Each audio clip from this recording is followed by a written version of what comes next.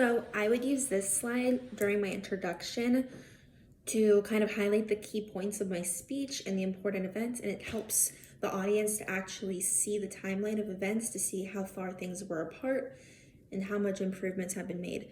The blue is inventions, the green is how roller skates were used, and the pink is major innovations and changes in things like materials and other components.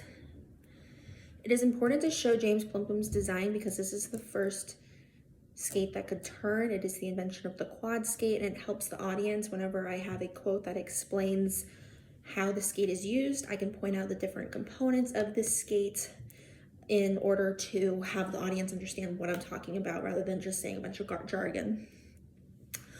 For this skate, it shows the materials that were used back in the 1800s, which is important because if you just say wooden platform and leather in my speech, it doesn't quite give the correct impression of what that actually looks like. So I would include this so that the audience is able to fully understand like the implications of the design and what that looks like.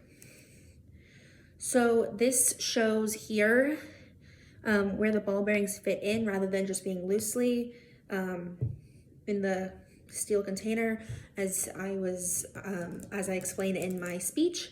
And then this video highlights how friction is reduced with the use of ball bearings and how that is important for roller skates.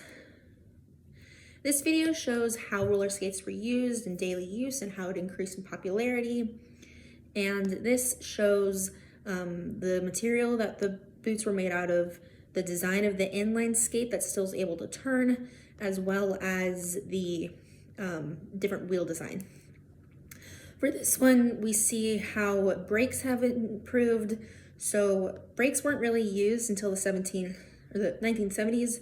They had the rubber-toed stoppers on the front with the leather boots, and then we also switched from laces to buckles, and active brake technology included the brakes on the back, so we were able to have that improvement and show how we went from the quad to inline skate, as well as with the brake change and the laces to buckles.